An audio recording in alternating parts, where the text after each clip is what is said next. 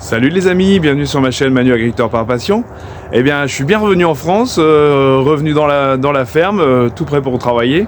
Écoutez, je vais revenir un petit peu sur mon voyage. Donc, je suis passé par le Wisconsin, le Nebraska. C'était un voyage qui était organisé surtout par Casiache. On a rencontré des gens formidables. Je repense à la concession, aux agriculteurs qu'on a pu rencontrer. Et ben, ça permet aussi de comparer ce qu'on fait en France et là-bas. Et écoutez, on n'a surtout pas à rougir quand j'entends des gens qui s'opposent à l'agriculture française, comme quoi on mange, c'est dégueulasse et tout.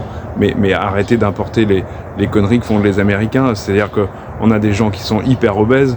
Les agriculteurs qu'on a rencontrés, bah forcément le Roundup Ready, à un moment vous avez aussi les plantes qui s'y accoutument et le Roundup ne fait plus rien. Vous savez ce qu'ils font, ils mettent de l'atrazine. L'atrazine, moi j'ai dû l'utiliser une fois dans ma vie, juste à l'année de mon installation. Donc vous voyez, ça fait plus de 20 ans que c'est fini.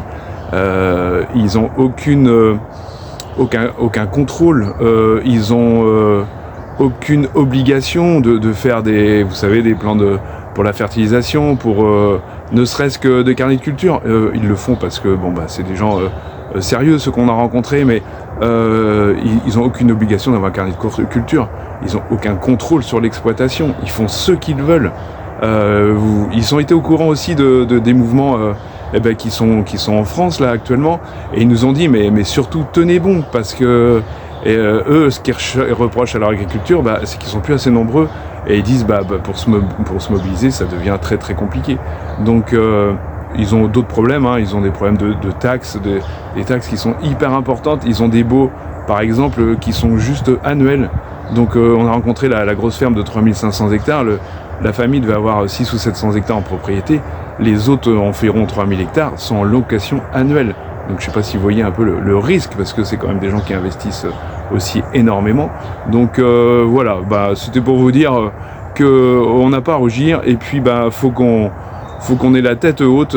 Franchement, ce qu'on fait, c'est quand même pas mal. Quand on voit un petit peu, par exemple, on n'a pas été dans la région des feedlots, mais vous avez des fermes où il y a 10-15 000 animaux qui sont parqués. Comptez, il n'y a rien l'environnement là-dedans, on l'oublie, et ils en parlent jamais. Vous avez, par exemple, vous croisez des moteurs V8, des consommations énormes, parce que forcément, ils ont pas... C'est le premier producteur au monde de pétrole, donc forcément, l'essence, ils doivent le toucher à, je pense, moins de la moitié de nous, à peu près. Donc voilà, c'était pour vous faire juste un petit topo là-dessus. Nous, on recommence ce matin par... on va faire de la pulvérisation. Je vais faire aussi du broyage d'asperges, des cannes d'asperges. Je vous mets ça en vidéo. À tout de suite. Bon, mon retour en France est quand même marqué par toute l'actualité tout de suite. Donc, ce que je regrette, moi, dans cette histoire, ma chaîne n'a absolument aucune vocation à faire de la politique. Je ne suis pas syndiqué. Après, moi, ce que je regrette et ce que je trouve déplorable, c'est que les agriculteurs n'arrivent pas, les syndicats n'arrivent pas à se mettre d'accord. Je pense qu'on devrait avoir une coalition de tous les syndicats pour être plus fort, parce que moi, j'ai l'impression que tout ce qu'on a dit actuellement et tout ce qu'on nous a proposé, honnêtement, c'est des petites mesurettes. C'est pas exactement ce qu'on demande. Ce qu'on demande, c'est à gagner notre vie, que vous soyez en céréales, que vous soyez en élevage, au vin, en lait. Ce qu'on demande, c'est surtout à gagner notre vie. Là, les 4% de jachère, honnêtement, ça va pas changer la face du monde. Pour la plupart, ce sont souvent des plus mauvaises terres qu'on a mis en jachère. Donc, moi, dans mon cas, je peux vous assurer que ça m'embête même. S'il fallait que je remette tout en culture, honnêtement, ça m'embêterait, parce qu'en plus, c'est des terres qui se sont énormément appauvries et forcément pas les meilleures de l'exploitation. Donc voilà, c'est juste une petite aparté là-dessus. Voilà, je suis vraiment déçu. J'espère que le mouvement va repartir, parce que c'était à la base, je trouvais que les non-syndiqués, c'était quand même une bonne idée, et puis très courageux. Tout ce qu'on entend dire sur les personnes qui ont démarré ce mouvement-là, attendez, faut surtout pas les critiquer. Ces gens-là, ce sont des gens qui ont fait ça, je pense, avec leur tripes, et voilà, ils sont pas non plus peut-être les meilleurs pour défendre notre métier, mais ils l'ont fait en tout cas avec conviction. Donc voilà, j'espère franchement que ça va continuer, parce que là, on n'est pas arrivé au bout du problème. Comme je vous racontais tout de suite, là, tout ce que j'ai vu aux États-Unis, quand on entend dire que la France va devenir exportatrice et tout ça, mais quand on voyait dans le Nebraska et dans les États de la Corn Belt, mais attendez, ça représente la France. Et la France, vous imaginez la France où il n'y a quasiment pas de ville et de maison, où vous faites 160 quintaux en maïs, quoi.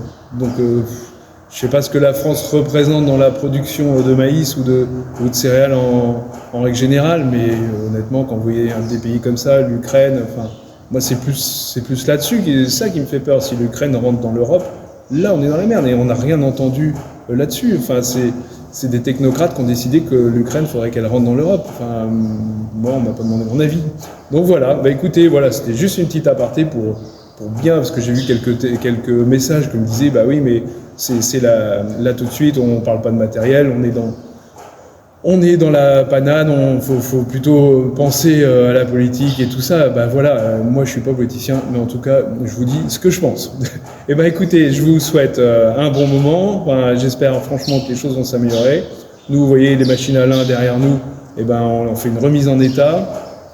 On a fait du broyage et tout ça, ben, je vous mets ça en vidéo. Vous voyez sur les machines à lin, ben, on a démonté tous les pick-up, on fait toutes les dents, là vous voyez tout un mécanisme qui est là-dedans qui permet de les rentrer et de les ressortir pour avaler le lin. Donc là on est sur la retourneuse, hop, je sais pas si on la voit bien, retourneuse de honte là, un rang. Et puis on fait la même chose sur l'automoteur. Vous voyez, il y a un automoteur qui est aussi... les deux sont arrivés en 2017, pardon, et c'est du matériel qu'on a en Kuma, et c'est nous qui faisons l'entretien. Donc on a été chercher les pièces hier, et puis, ma foi, on a presque, je pense, pas loin d'une semaine de travail dessus. Tchouk, tchouk, tchouk. Voilà.